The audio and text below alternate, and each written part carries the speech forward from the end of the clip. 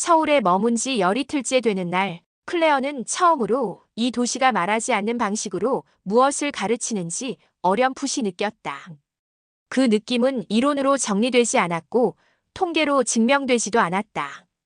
다만 오랜 시간 햇볕에 말라 자연스레 모양을 갖춘 나뭇가지처럼 스스로의 형태를 띄어가고 있었다. 밤새 창문을 두드리던 빗줄기는 새벽에 잦아들었다. 기상청 알림으로 태풍이 지나갔음을 알았고 클레어는 본능처럼 카메라와 작은 장갑을 챙겨 밖으로 나갔다. 한강변 산책로에는 젖은 낙엽과 비닐이 너풀거렸고 흙탕물이 가느다란 웅덩이를 남겼다. 누군가가 이미 곳곳에 노란 포대자루를 펼쳐두고 있었다. 봉투 더 필요하시면 여기요. 모자를 눌러 쓴 중년 남자가 포대자루를 건네며 웃었다. 시에서 나오셨어요? 아니요. 근처 사는 사람들이에요. 단체 채팅방에 글 올라오면 그냥 나와요. 그는 자신의 이름을 밝히지 않았다. 대신 이렇게 말했다. 여긴 저희가 매일 걷는 길이라서요. 사람들은 지휘자도 없이 움직였다. 누군가는 물막이를 세우고 누군가는 젖은 나뭇가지를 모았다. 아이와 함께 나온 젊은 어머니는 쓰레기를 주울 때마다 아이에게 묻듯 말했다. 이건 어디에 넣어야 할까? 아이는 스스로 봉투의 글씨를 읽고 분류했다. 비닐 플라스틱 일반. 사소한 퀴즈 같던 그 행동은 사실 한 사회의 운영 원리를 아이의 손끝으로 내려보내는 의식처럼 보였다. 클레어는 메모했다. 자발적 질서의 동력 내가 쓰는 곳이라는 소속감.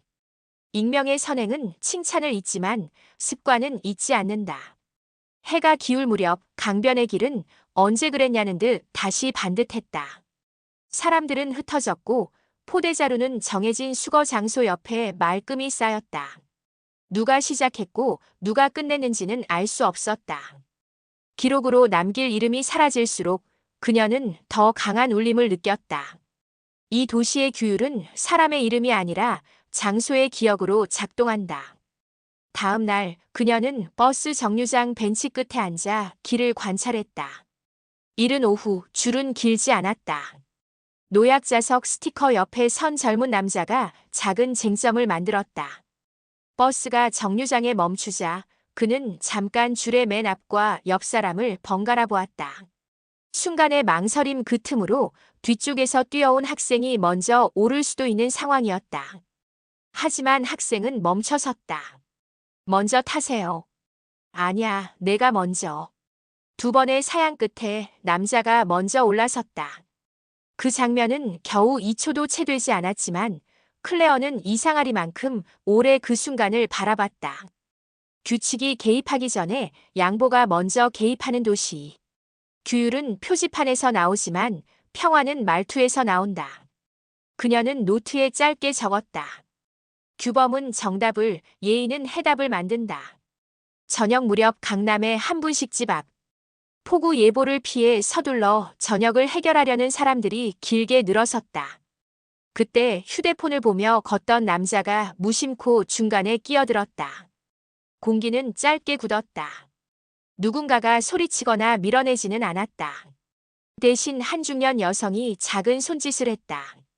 저기 줄 뒤쪽이에요. 그녀의 말투는 건조하지 않았고 비난도 아니었다. 정정 커렉션에 가까운 한 문장. 남자는 놀란 듯 고개를 들더니 바로 미안하다고 말하며 뒤로 물러섰다. 줄은 균열 없이 다시 이어졌다. 클레어는 심장이 작게 뛰는 것을 느꼈다. 여기서는 갈등을 처리하는 방식마저 줄을 닮아 있었다. 폭발하는 대신 수정하고 몰아세우는 대신 정리한다. 질서는 완벽해서가 아니라 금방 복원되기 때문에 유지된다. 성수의 오래된 골목에서 카메라를 들고 서성이다가 그녀는 트럭 한 대가 겨우 지나갈 수 있을 정도로 좁은 길목에서 사람들의 묘한 회전을 보았다. 서로의 동선을 읽고 한 발 물러섰다가 몸을 기울여 틈을 만들어주고 유모차가 지나가면 다시 제자리로 돌아왔다. 누구도 잠깐 비켜주세요. 라고 크게 말하지 않았다. 목소리 대신 몸짓의 문장들이 오갔다. 가게 앞 카페 의자에 앉은 사장은 클레어의 시선을 알아차리고 말을 건넸다. 여긴 다 알아요. 누가 어느 시각에 지나가는지. 서로 아시는 사이인가요? 아니요. 보는 사이죠. 그 말은 이상하게 오래 남았다. 아는 사이는 기억을 만들고 보는 사이는 습관을 만든다. 클레어는 그 차이를 천천히 음미했다. 기억은 개인적이지만 습관은 공동체적이다. 이 도시에 보이지 않는 규율은 서로를 보는 사람들에 의해 매일 갱신되고 있었다. 전통시장 입구에서 그녀는 작은 실험을 했다. 길가 노점의 어르신에게 동전을 쥐어주며 비닐봉투 하나만 사겠다고 했다. 그건 팔 게 아니여. 뭘 담을 건데? 쓰레기를요. 할아버지는 한동안 그녀를 뚫어지게 보더니 반대 방향을 가리켰다. 시장 안쪽 불리함에 버리슈. 봉투는 공짜가 아니여. 대신 규칙은 공짜여. 그녀는 그 한 문장에 잠깐 얼어붙었다. 규칙은 비용이 들지 않는다. 하지만 지키면 모두를 이롭게 한다. 돌아서는 그녀에게 할아버지는 하얀 물을 하나 쥐어줬다. 먼 나라에서 왔으니 한국 맛 좀 보고 가. 거절과 환대가 같은 손에서 나왔다. 이해보다 앞선 정리, 그리고 그 뒤를 따르는 정. 도시의 규율은 차갑지 않았다. 따뜻한 선명함에 가까웠다.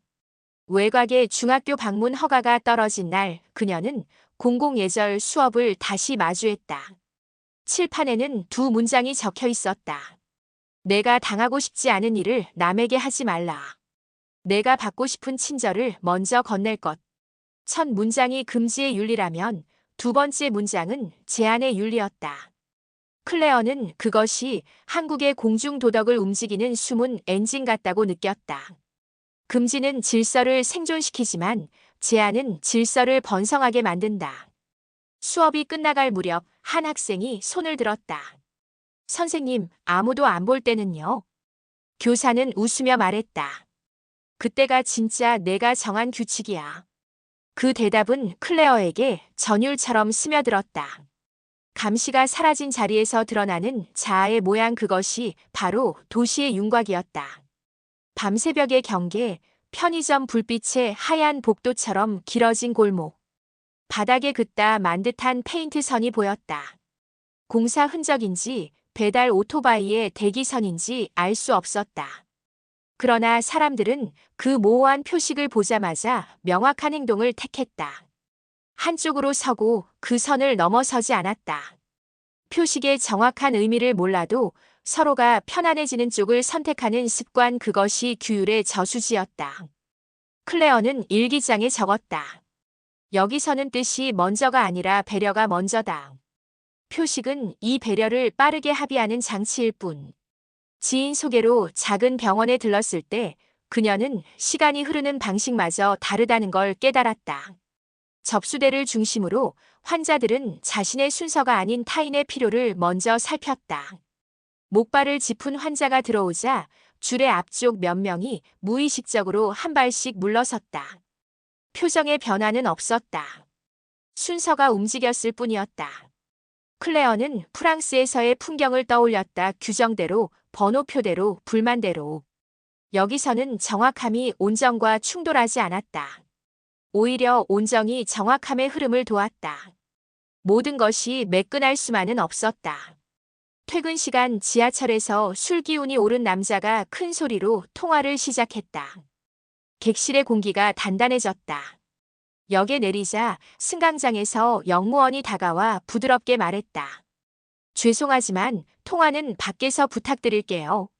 남자는 처음엔 퉁명스러웠지만 주위의 시선이 비난이 아닌 기다림으로 머무르자 이내 고개를 끄덕였다. 그 장면이 지나가고 나서야 클레어는 숨을 내쉬었다. 이 도시는 어긋남을 밀어내는 대신 자리로 되돌리는 기술을 갖고 있었다. 그 기술에는 크고 단단한 장치가 필요하지 않았다. 낮은 목소리, 잠깐의 정지, 그리고 다시 흐름. 서울에서 마지막 일정을 마치던 날, 그녀는 노파 한 분과 같은 방향으로 횡단보도를 건넜다. 신호가 바뀌자 노파는 잠깐 멈춰섰다. 왜 멈추셨어요? 뒤에 오는 애들 올 때까지 같이 가려고. 고개를 돌리니 초등학생 둘이 허둥지둥 달려오고 있었다. 신호는 충분히 남아 있었다. 그러나 노파는 멈췄다. 함께 건너기 위해. 클레어는 비로소 한 단어의 무게를 납득했다. 정. 애정의 정, 사정의 정, 인정의 정. 한국어 사전에 많은 풀이가 떠올랐지만 그 어떤 정의보다 설득력 있는 사전이 방금 눈앞에서 펼쳐졌다. 정은 규율을 따뜻하게 만들고 질서를 사람의 일로 돌려놓는다. 숙소 책상 위 그녀는 수십 장의 관찰표를 묶고 마지막 페이지에 결론을 적었다. 보이지 않는 규율의 핵심은 타인의 시간을 아끼려는 마음이다. 갈등 처리 기술은 낮은 목소리의 정정과 빠른 복원이다. 표식의 역할은 배려를 빠르게 합의하게 만드는 언어의 단축키다. 정은 규범을 강요가 아닌 관계의 제한으로 바꾼다. 문장을 덮으려다 그녀는 한 줄을 더 보탰다. 질서는 법을 통해 유지되고 정을 통해 전염된다. 귀국 전날 밤 비가 다시 내렸다. 지하철 계단 앞에서 서로 엇갈리던 사람들이 마치 약속한 듯 한 발 물러섰다. 물러선 자리로 다른 발걸음이 흘러들어왔다. 젖은 계단 위에 물러섬과 나아감이 교대로 문장을 썼다. 미안합니다. 먼저 가세요. 고맙습니다. 클레어는 그 문장이 이 도시의 헌법 같다고 생각했다. 종이에 적힌 조문이 아니라 사람들의 발끝으로 다시 쓰이는 헌법. 그녀는 그 헌법을 한 줄로 축약해본다. 당신을 편하게 하는 일이 곧 나를 편하게 한다. 비가 그쳤다. 네온사인 아래 도로가 얇은 거울처럼 반짝였다. 그녀는 우산을 접고 하늘을 올려다봤다. 이 도시가 가진 가장 큰 소리는 조용함이라는 사실을 이제는 의심 없이 믿을 수 있었다. 다음 날 그녀는 출국길 비행기에서 작은 메일을 보낸다. 제목 보이지 않는 규율에 대하여. 수신이는 파리의 동료 교수들. 그리고 메일의 마지막 문장은 이렇게 끝난다. 비행기 창문 밖으로 새벽빛이 스며들 때 클레어는 짧은 잠에서 깨어났다. 서울의 불빛은 이미 구름 아래 희미하게 멀어지고 있었다. 그 아래에서 며칠간 자신이 보았던 질서의 풍경이 파노라마처럼 스쳐갔다. 줄을 서는 사람들, 서로를 배려하던 눈빛, 그리고 정이라는 단어. 이제 그녀는 그 모든 것의 결론을 써야 했다. 그러나 머릿속에서는 또 다른 질문이 맴돌았다. 이런 질서 속에서 사람들은 정말 자유로울까? 샤를드골 공항의 공기는 여전히 차가웠다. 입국 게이트를 나서는 순간 그녀는 다시 익숙한 소리를 들었다. 욕설, 클락션, 그리고 서두르는 발걸음. 도시가 한꺼번에 쏟아져 들어왔다. 길 위에서는 누군가가 담배꽁초를 던졌고 행인은 그것을 밟고 지나갔다. 클레어는 마치 다른 시대에서 돌아온 사람처럼 그 광경을 바라봤다. 파리의 거리는 여전히 자유로웠다. 누구든 자기 마음대로 말하고 움직이고 불평했다.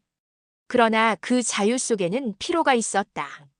누군가의 욕구가 타인의 평화를 침범하는 순간 자유는 갈등으로 변했다. 그녀는 서울에서의 장면들을 떠올렸다. 밤 11시 거리의 청년들이 웃으며 쓰레기를 모으던 모습. 양보의 한마디가 질서를 세우던 장면들. 그들은 자유롭지 않은 듯 보였지만 이상하게도 더 편안했다.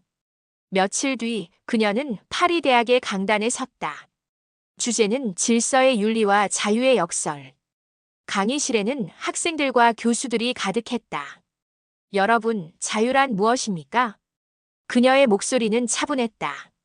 프랑스에서 자유는 권리로 태어났습니다. 그러나 한국에서 본 자유는 책임으로 자랐습니다. 그녀는 슬라이드를 넘겼다. 화면에는 서울 지하철의 사진이 떴다. 이 장면을 보세요. 누구도 명령하지 않지만 모두가 기다립니다. 그들의 자유는 무엇이든 할 수 있음이 아니라 무엇을 하지 않음으로써 지킬 수 있음이었습니다. 청중 중 한 학생이 손을 들었다. 그건 자유가 아니라 수능 아닐까요? 클레어는 잠시 그를 바라보았다. 아니요. 수능은 타인의 시선을 두려워하는 것이고 한국의 질서는 타인의 안녕을 먼저 생각하는 것입니다.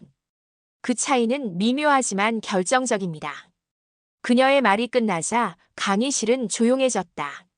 누군가는 고개를 끄덕였고 누군가는 여전히 의심스러운 눈빛이었다. 그러나 클레어는 알았다. 이 이야기는 이해보다 느낌으로 전해지는 것임을. 강연을 마친 후 그녀는 오래된 아파트의 창가에 앉아 펜을 들었다. 창밖에서는 파리의 불빛이 물결처럼 흔들리고 있었다. 한국의 질서는 억압이 아니었다. 그것은 배려라는 이름의 자율이었다. 그리고 그 자율은 사람들에게 평온을 주었다. 법이 보지 못하는 틈을 사람들이 메우고 있었다. 그녀는 커피를 한 모금 마시고 다시 썼다. 프랑스의 자유는 소리로 존재한다. 한국의 자유는 침묵으로 존재한다. 며칠 뒤 인터뷰 요청이 들어왔다. 한 신문 기자가 그녀에게 물었다. 당신은 한국을 이상적인 사회로 본 건가요? 그녀는 고개를 저었다. 아니요. 그들도 완벽하지 않습니다. 지나친 경쟁, 피로한 사회 구조, 그늘이 분명히 있죠. 하지만 그들의 일상 속에는 우리가 잃어버린 무언가가 있습니다. 무엇을 말하시는 건가요? 클레어는 잠시 생각하다가 대답했다. 서로를 믿는 법입니다. 기자는 그 말을 받아 적으며 물었다. 그럼 자유란 무엇이라고 생각하십니까? 그녀는 창문 밖으로 시선을 돌렸다. 누군가의 자유가 다른 누군가의 평화를 깨지 않을 때 비로소 그것은 진짜 자유가 됩니다. 그날 밤 그녀는 한국에서 만난 노부부에게 메일을 보냈다. 태풍 다음 날 강변에서 함께 봉투를 나눠주던 사람들. 당신들이 보여준 일상이 제 인생의 논문이 되었습니다. 그리고 덧붙였다. 그날의 질서가 제게는 인간의 존엄처럼 느껴졌어요. 며칠 후 답장이 왔다. 우린 그저 우리 집 앞길을 치웠을 뿐이에요. 하지만 먼 곳에서도 그걸 봐주셔서 고마워요. 그 짧은 문장을 읽으며 그녀는 미소를 지었다. 질서는 누가 만든 게 아니라 함께 살아가는 중에 만들어지는 것. 그 단순한 진리를 이제는 마음으로 이해할 수 있었다. 그녀는 논문의 마지막 장에 이렇게 썼다. 한국의 질서는 감시 없는 질서다. 그리고 그것이 가능한 이유는 그들의 마음속에 정이라는 보이지 않는 법이 있기 때문이다. 정은 인간을 타인으로부터 지켜주고 동시에 타인에게 열어준다. 그것은 자유의 완성형이다. 그녀는 문장을 덮고 조용히 불을 껐다. 며칠 후 파리의 새벽 거리를 걸으며 그녀는 습관처럼 멈춰 섰다. 빵집 앞에 사람들이 모여 있었다. 문이 열리자 모두가 한꺼번에 들어가려 했다. 그때 클레어가 먼저 몸을 멈추었다. 먼저 가세요.